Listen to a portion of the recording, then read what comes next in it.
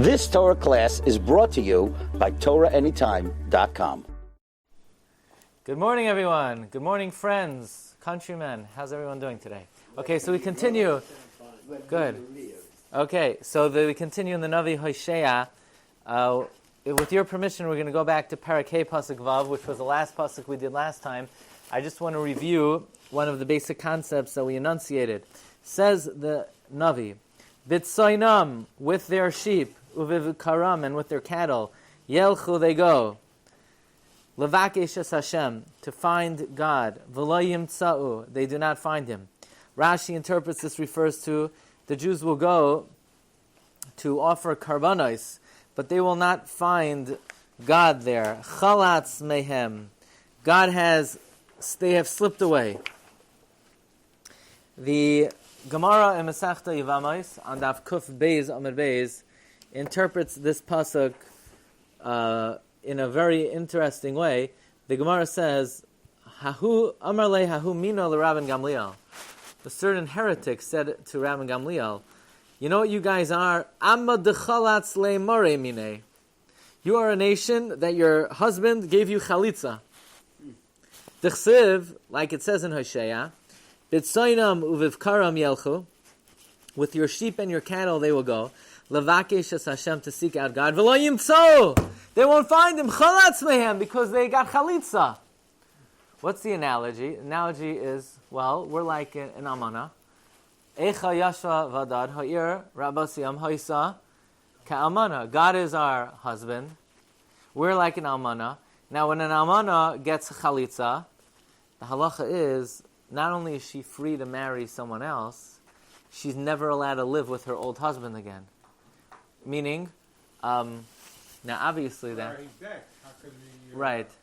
So he can't live with any of the brothers. In other words, the yavam, if the yavam, instead of marrying the almana, gives her chalitza, he can never live with her again. He can't do yibam. So God, so to speak, we're like an almana, but our husband's coming back. We're like an almana whose husband's returning. And we got chalitza, we can never return to our original husband again. That was the point that this min was making. And Ram Gamliel said back, what are you talking about? Amar le shoita, you fool. Miksiv chalatz lahem. Does it say he gave them chalitza? Chalatz mehem. He receives chalitza from them.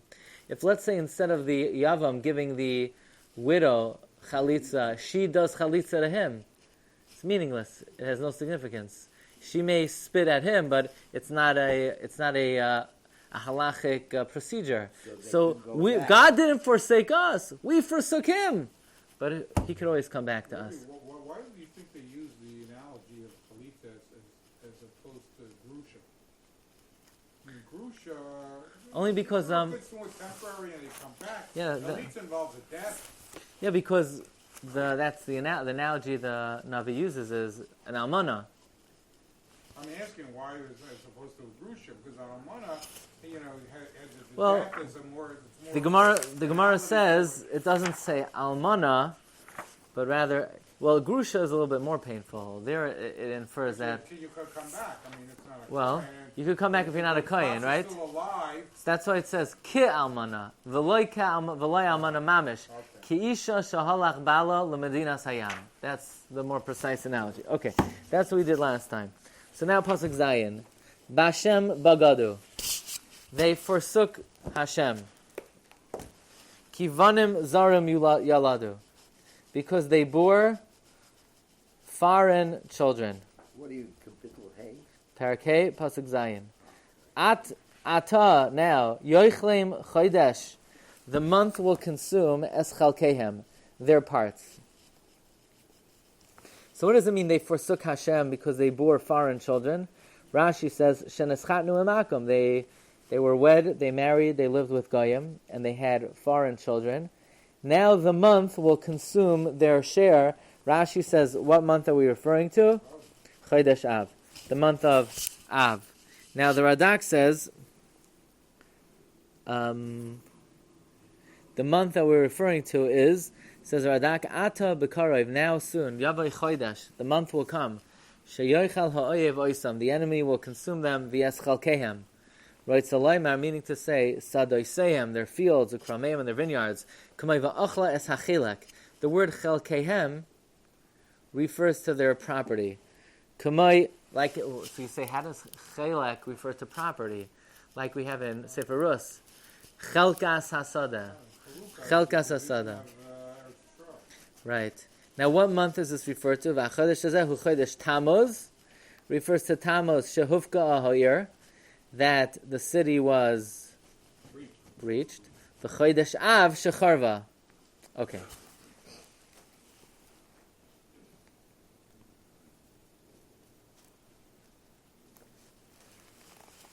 The Abarbanel, in his commentary over here, says that this is a prophecy of the tragic time that the month of Av is. That, says the Abarbanel, throughout history, the month of Av has always been a very ominous month for the Jewish people. The destruction of the first Beis HaMikdash, destruction of the second Beis HaMikdash, the fall of Beitar, the city was plowed. Of course, the Chet HaMeraglim occurred in the month of Av. Says Abarbanel, throughout history, the city of Alexandria of Egypt, which was even greater than Beitar, was also destroyed in the month of Av. He says in the year, Mizare Yisrael Akabtsenu, the scattered one of Israel I will gather in. That's from the Navi in Yirmiyah that we learned the first day of Rosh Hashanah. So Mizare Yisrael Akabtsenu. What is the numerical value of Mizare? Mizare is Mem is 40, Zayin is 7, Reish is 247, 252. What year is 252? You add 1240.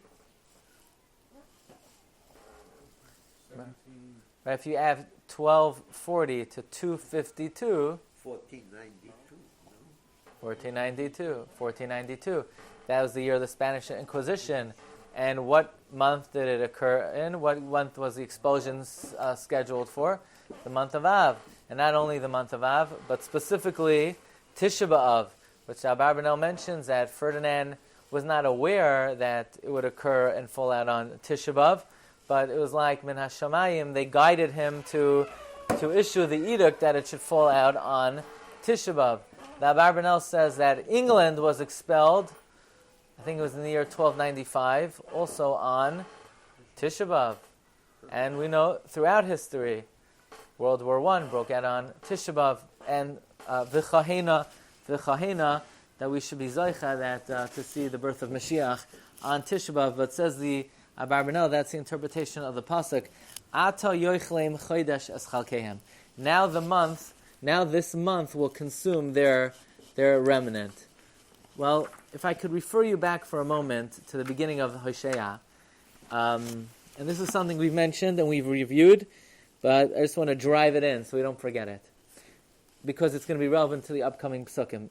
The Navi Hoshea begins, Dvar Hashem asher haya el Hoshea ben Be'eri, in the days of Uzziah, Yoisam, Achaz, Chizkiyahu, who were the Malchei Yehuda, and in the days of Yeravam ben Yoash, who was the Melech Yisrael. And the question is, we don't normally give the kings of Israel. We usually give the Malchei Yehuda.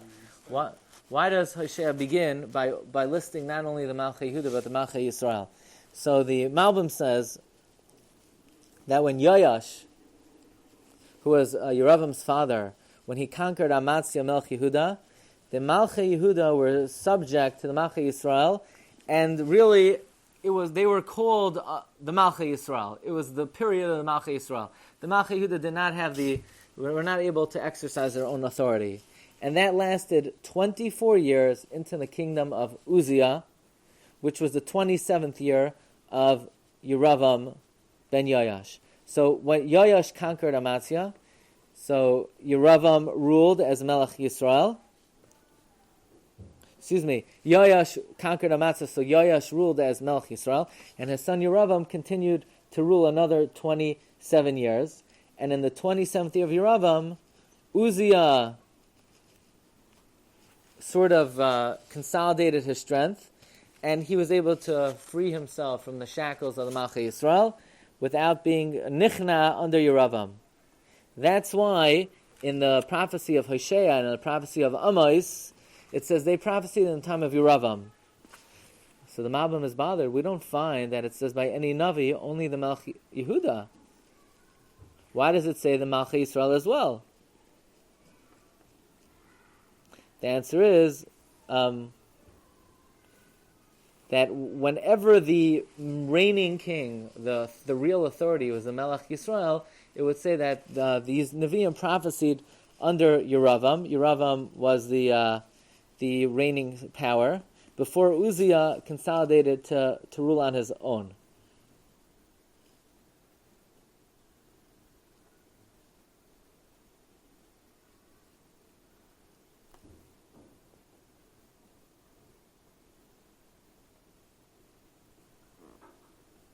Okay, so bearing that in mind, let's take a look at the next pasuk. Meaning the backdrop of Hoshea is there was a period of time where the Malchei Yisrael sort of freed themselves and overtook the Malchei Yehuda, and eventually it was restored to the Malchei Yehuda. So now the psukim say like this: Tiku shofar bagiva. Excuse me. Let's look at the Malbim on this past pasuk. Bashem bagadu. Yisaper pay ech yichla malchus Yehu. What's happening here is we're saying how the Malchus of Yehu was destroyed. Because it says in Parak Aleph, in a little bit, Hashem is going to take revenge for the blood of Yisrael on the house of Yehu. This was at the time that the Zechariah ben Yeravam ruled. Now you remember, Yeravam was a Melech Yisrael, and Yeravam actually, he was the son of Yoash. Yoash was the one who took over, and he was the Melech Yisrael who ruled over the Malchei Yehuda. His son Yeravam also ruled over the Malchei Yehuda. And then it went back to Uzziah, the king of Yehuda. Now, Yeravam had a son Zechariah. Zechariah ruled 6 months. And what happened? Shalom ben Yavesh came, and he smote Zechariah. And this individual, Shalom, ruled for 1 month. And in 1 month, he wiped out the Malchei Yisrael. So the Malbim teaches, because they betrayed Hashem, and they bore foreign children, this refers to Zechariah, whose actions were foreign to the Rebbeinu Shalom. Therefore now, in 1 month, that refers to the month that Shalom ben Yavesh ruled, and he was able to destroy any remnant of the Beis Yehu, namely the Zechariah, who's the son of Yeravam. He was so successful in 1 month, and then apparently he didn't. Yeah. So many victories. So he in 1 month he completely wiped them out, and that was the end of his reign.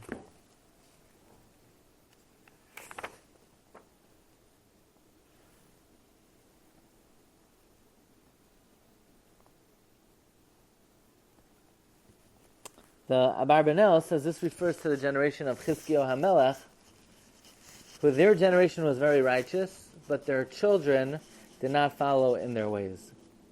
Okay, next pasuk. Tiku shofar bagiva. Blow the shofar in Giva. Chatzotzra barama. Blow the trumpets in Rama. Hariu beis oven. Shout in beis oven. Acharecha Binyamin. After you, Binyamin. What does this refer to? So says Rashi, Tiku shofar, sheyizharu, that they should blow the shofar to warn people. Lihishamer min cherev hagayasos, to guard themselves from the sword of the troops, sheyavayu aleihem, that's coming upon them. Hariu beis oven, so sound the trumpet in Ramah, shout in beis oven. What should you shout? After you, Binyamin. Meaning, in Giva and in Ramah, warn the people that they should watch out, and shout out in Beis Oven that the invading forces are after you, Binyamin. Basically, the Rebbeinu Shalom is saying, because you were treacherous, they're going to be invading armies to exile not only the 10 Shvatim, but even Yehuda and Binyamin. Now, Targum Yonasan translates it, that it refers. What do we know about Giva? Who came from Giva? Shaul HaMelech came from Giva. Who came from Ramah? Shmuel HaNavi came from Ramah. So the Targum translates it as follows. Yonasan Tirgem, Yonasan translates this. Tiku shofar, sound the shofar. Basuras cherev, the tidings of the sword. Ba comes, ba'avoin, for the sin. Shehemlichu aleim eshal, that they cause Shaul to reign over them. Shahaya begiva, who was from Giva. Meaning the reason why the Jewish people were being punished is because they coronated Shaul, who came from Giva. Shaul didn't become king because of a Navi? But it was because, the people made an improper request, and they asked, give us a king like all the nations of the world. So they had an improper motivation for requesting the king. They also did not listen to the voice of Shmuel. Shahaya min harama. Shmuel came from Rama. Umalchehem garmu lahem, and their kings caused them lasur me'acharai, to turn away from me. Kugain Yeravam v'chaverav, heri aleim avoyin v'shever gadol. They caused them great tragedy. Why? Because of acharecha ben yamin. Al she'ichartem, because you delayed. V'chazartem achar, and you turned backward. Milalois l'regel l'beis hamikdash, from going up to the Beis Hamikdash. Shehu b'chelko shel ben yamin, which was in the share of ben yamin. Acharecha ben yamin, meaning because you delayed going to the share of ben yamin. So what happened? Ephraim l'shama. Ephraim will be desolate. B'yom teichecha, on the day of rebuke. B'shivtei Yisrael, among the tribes of Israel, haidati ne'amana, I made known what is true. So again, Ephraim will be desolate on the day of rebuke. Among the tribes of Israel, I made known what is true. So one question on this pasuk, and the only question that you could have on this pasuk is, what does it mean? I knew you were thinking of that. Yeah, I could tell. So what does this pasuk mean? That Ephraim will be desolate. Says Rashi, when I come to rebuke them, yashaimu, they will be desolate. V'yutayim, they'll be bewildered. They won't have a response. Lama, why it's happening? Ki b'shivtei Yisrael haidati Torah, among the tribes of Israel, I made known the Torah. And they violated it. I mean, they're not going to have an answer. What kind of answer they're going to give? They knew what to do, and they flagrantly violated it. Okay, now Rashi here quotes a very interesting medrash. Ephraim l'shama. Everyone ready? Fasten your seatbelts. Gird your loins. Okay? So Ephraim comes up very often in Hoshea. Why the concentration on Ephraim? Ephraim is always a reference to the Aseres HaShvatim. Why Ephraim of all the Shvatim? What's so special about Ephraim? I mean, was it noteworthy? I mean, you want to pick why Ephraim? The car? What about Ephraim? Okay, good question. But Ephraim is usually a reference to the Aseres Hashvatim, and actually in this parak, it goes back and forth between Yehuda and Ephraim. Okay, so listen to this interpretation. Rashi quotes the Medrash. Rebavo b'shem Rav Acha bar Chanina Amar b'yom sheyizvakach imam HaKadosh Baruch Hu b'din, on the day that God contends with them in judgment, lo yeh lehem pischein peh, they will have no response. Why? Sharei b'shvatim haidati, because among the tribes I made it known, shahadin din emes, that my judgment is true. Meaning, atamoitze, you find, kishagolo aseres hashvatim, when God exiled the 10 tribes, 100 years before the Churban in the times of Sancherev, legalu Yehuda ben Yamin, God had not yet exiled Yehuda and Binyamin. So what do you think the Aser Hashvatim said? Nepotism, favoritism. Their share is the share of the Beis Hamikdash. So the guys who live in your palace, God, you take care of. You're taking care of it's inside deal over here. Why only us? We're not worse than them. They're members of your palace. There's favoritism over here. Chas v'shalom. Says Rebbe Shem, ein masav. Says Rebbe Shem, chas v'shalom ein masav panim. There's no favoritism.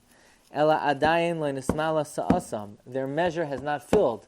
Meaning, God has a certain Rachmanas tank that once a person could sin and sin and sin, but when the bowl is full, God said, ad kan v'sulo, no more. So the Aser Hashvatim had already filled their share, and Yehuda and Binyamin were not full yet. Az shama kivan shachatu. Once Yehuda and Binyamin sinned, likewise, galu. They were exiled as well. Az shamu Aser Hashvatim me'ein ma'ana. Then the Aser Hashvatim heard without a response b'fiyam. V'amru ha elah ha takif ha kshait. This is God. He's mighty. He's true. God does not countenance His face even to the people who live in His house. Among the tribes of Israel, I made known the truth. In other words, when God exiled Yehuda and Binyamin, it sort of silenced any kindness that the two tribes had. How many years are we? About 100 years. About 100 years. From the time Sancherib exiled the 10 Shvatim until the Yehuda and Binyamin were exiled. Okay, so we continue. What were the sins of Yehuda and Binyamin?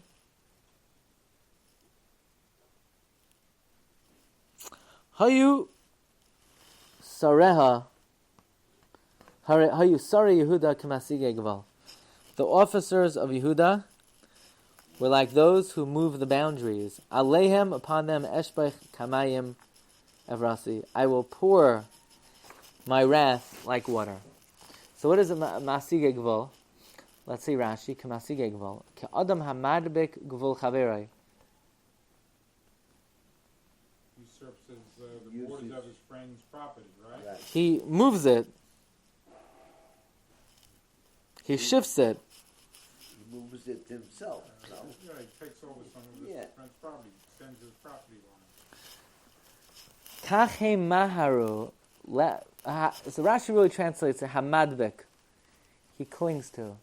It's a way of saying that the Sari Yehuda clung to the borders of their friend, meaning they started to mimic the ways of the 10 Shvatim. Kache Maharu lechois v'darchei Yisrael. They hasten to grab the ways of Klal Yisrael, of the 10 tribes, Chavereim, Hamalachim, Lefikach Aleim, therefore upon Yehuda and Binyamin, Eshbach v'gomer, U'kamashmai, but the simple meaning is, Hayu goizlin sados, they would still fuels. So Rashi says, but it can't mean that. Why not? Normally, Masig Guvol means to move the boundary. So why wouldn't we interpret it literally, that the Sari Yehuda moved their boundaries? Rashi says, because there's one letter here that tells us not to interpret it that way. It says, Ki Masig Guvol. It doesn't say, Hayu Sari Yehuda Masig Guvol. It says, Ki Akasha Be'enai Ki Hayu Le'lichtoiv Masig Guvol V'loi Ki Masig. The fact that it says they were moving the boundary, that indicates that not in a literal sense. So why pick this allegory to describe what their Averas? Meaning they shifted their boundaries. Instead of holding the boundary firm, they sort of adopted the ways of the 10 tribes. Let's see the Malbim here.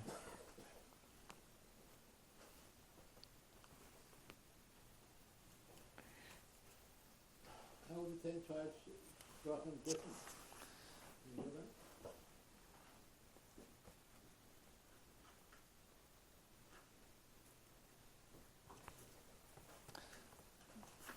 How are the 10 tribes different?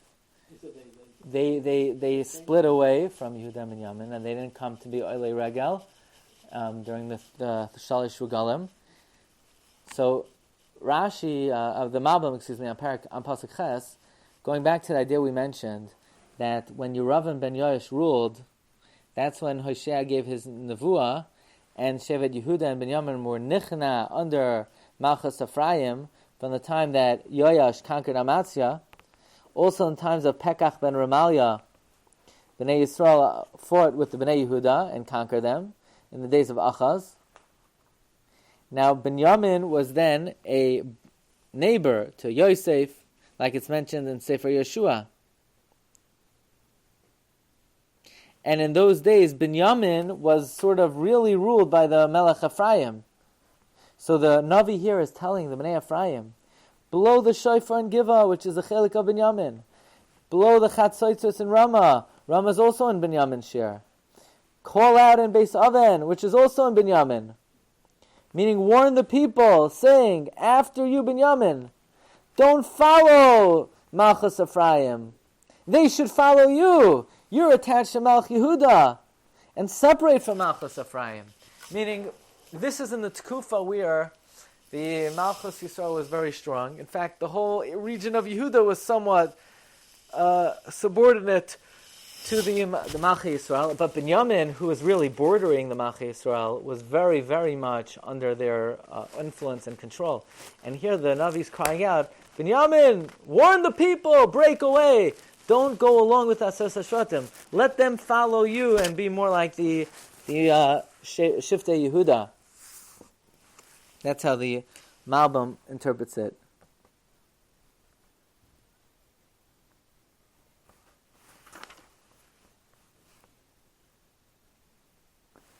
So the Malbim interprets Pasuk Yud that the Sarei Yehuda were Masigei Gvul, and B'Shivtei Yisrael, which are the 10 Shvatim, are now the Sarei Yehuda. The Malbim interprets it, B'Shivtei Yisrael, Hayu Sarei Yehuda. The Shivtei Yisrael, the leaders of the 10 tribes, became the Sarei Yehuda. That's how powerful this was in the era again, that the Malchei Yisrael had dominion over the Malchei Yehuda. So now the Sarei Yisrael became the Sarei Yehuda, and they're now being Masigei Gvul. What does Masigei Gvul mean? You know, when somebody opens up a grocery store next to your grocery store, they're stealing your business. Well, now the Malchei Yisrael are stealing the business of the Malchei Yehuda. They're taking away Malchus Beis David. Yehuda is the Malchus Beis David.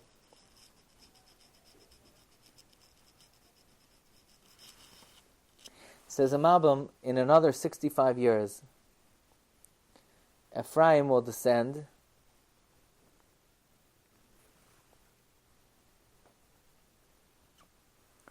and they will be destroyed.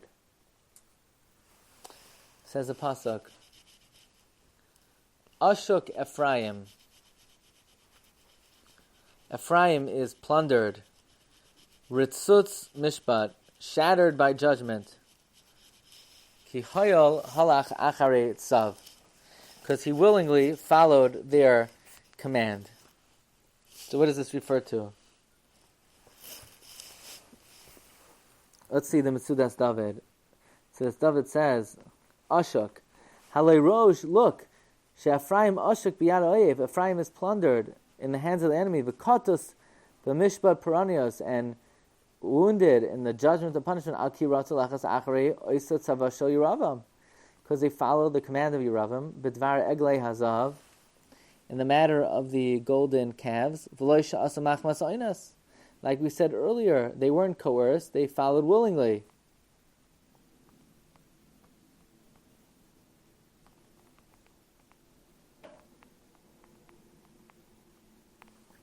So, and the officers of Yehuda are following Ephraim, and they see for themselves that Ephraim is being plundered by foreign nations. Look at Rashi. Rashi says, Ashuk Ephraim biyad ha'akam, Rutzoitz mishpat, meyusar b'yusurim. You see the fate of Ephraim. They're being afflicted. V'lama loy kol zois. Why did this happen? Ki hoyol v'rotza v'halach acharei tzavois chadashos Shel Nevi Baal, because they followed the new commands of the prophets of the Baal. Therefore, they were punished. Okay, let's just do one thing in the next pasuk. Pasuk says, "Va'ani cha'ash le'Ephraim." I will be like, what's an ash? A moth. Good for Ephraim. The karakov, and like rotting l'beis Yehuda. So it's very interesting. We know we have Rivka Imenu is pregnant, and she has two children. She has Yaakov, and she has Esav. And she calls him Yaakov because Vayitza Rishon Admoini Kulai Ka'adar Sayar Vayikra Shemai Esav Yachar Kain Yatza Achiv V'yadai Oichezes Va'akev Esav Vayikra Shemai Yaakov. So Yaakov was called Yaakov because he was holding on to the Akev of Esav. Well, then he should be called Akev.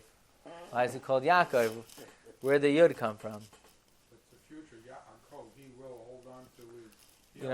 Where the Yud, it should be called Akev.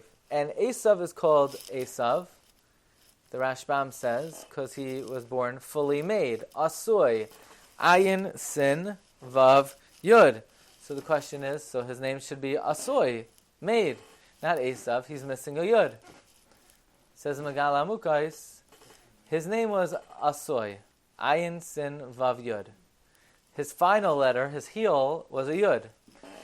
Akev was holding on to the heel of Esav. The heel was the Yud. So he took the heel, the Yud, and he made it Yaakov. And Esav was left as an Esav. Well, so now his name is Esav. In Tanakh, 5 times, Yaakov is spelled Malay with a Vav. Yud, Ayin, Kov, Vav, Vez. So the question is, where did he get the Vav from? The answer is, Esav still has a Vav at his tail end. If you take the Vav out of Esav, now what's Esav? Ash. A moth. And you could step on him. That's the Ash. That he was originally Asui. Then we removed the Yud to make him Yaakov. But Rashi brings down there 5 times that Yaakov is Malay. That Vav could be taken from Esav. You remove the Vav from Esav. Esav is debilitated. He turns into a moth. And you know what you do with a moth. You take the swatter, bam. So we should be Zoicha to destroy all the Sonei Yisrael and turn Esav into a moth. And you should also have a great day. You've just experienced another Torah class brought to you by TorahAnytime.com.